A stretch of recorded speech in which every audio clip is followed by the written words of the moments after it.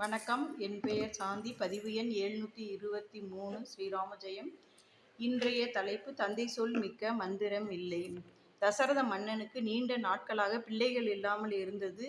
குலகுரு வசிஷ்டர் தசரனிடம் புத்திர காமேஷ்டி யாகம் நடத்துங்கள், உங்களுக்கு வாரிசுகள் வரும் என கூற யாகம் நடத்தி ராமர், லக்ஷ்மணர், பரதர், சத்ருகன ஆகிய 4 குழந்தைகள் பிறந்தது. குழந்தைகள் கல்வி கற்பதற்காக குருகுலம் செல்லுதல். ஒருவர் 10 பேரை ஏழையாக்கி பணக்காரர் ஆகலாம், 10 பேரை முட்டாளாக்கி கல்வியாளர் ஆக முடியாது. அவர்களுக்கு ஆசை வருவதற்கு முன்பே வேதங்களையும் காயத்ரி மந்திரத்தையும் பயில வேண்டும் என தன்னுடைய 4 குழந்தைகளையும் அவர்களுக்கு 5 வயது இருக்கும்போது குருகுலத்திற்கு அனுப்பி வைத்தார் தசரத மன்னர்.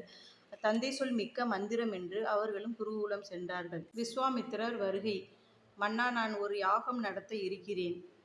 முனிவர்களுக்கு காமமும் கோபமும் எதிரியாம். அதுபோல் நான் நடத்த இருக்கும் யாக வேள்விக்கு இடையூறாக இருப்பவர்களை அழிக்க கரிய செம்மல் ராமரை அனுப்புவாயாக என்று தசரத மன்னனிடம் விஸ்வாமித்திரர் கேட்கிறார்.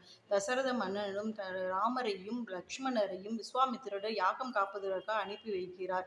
தந்தை சொல் மிக்க மந்திரம் என்று ராமரும் லக்ஷ்மணரும் யாகம் காக்க விஸ்வாமித்திரருடன் செல்கிறார்கள். ராமன் ஒப்புதல். தசரத மன்னர் ராமரை அழைத்து, நீ மன்னராக பொறுப்பேற்க வேண்டும் என்று கேட்டுக்கொள்கிறார். நீங்கள் இருக்கும்போது நான் அரியணையில் ஏறுவதா? நீங்களிடம் கட்டளையை செய்வதற்கு நாங்கள் இருக்கும்போது என்னால் அதை நினைத்து கூட பார்க்க முடியவில்லை என்று கூறுகிறார். நீ உன் தந்தை என்ற பாசத்தில் பேசுகிறாய், என் வயோதிகத்தை எண்ணிப்பார். நிலையற்ற இந்த உலகில் நிலையான இறை அனுபவத்தை உணர எண்ணுகிறேன் என்று மனமுருக வேண்ட தந்தை சொல் மிக்க மந்திரம் என்று ராமரும் ஏற்று ஒப்புக்கொண்டார்.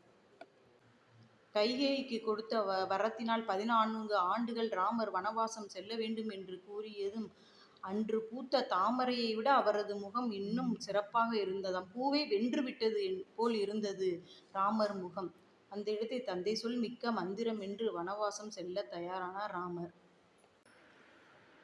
இறுதியாக சீதா பிராட்டியை ஏற்க மறுக்கிறார் ராமபிரான். யார் சொன்னால் கேட்பார் என்று சிவபெருமான் தசரத மன்னனி, நீ உன் மகனை பிரிந்த வருத்தத்தில் இருக்கிறாய், நீ உன் மகனை தெளிய செய்து சீதா பிராட்டியை ஏற்கச் செய்வாய் என்கிறார். தசரத மன்னனும் மேலுலகத்திலிருந்து கீழே வந்து ராமரிடம் சீதா பிராட்டியை ஏற்கச் சொல்கிறார்.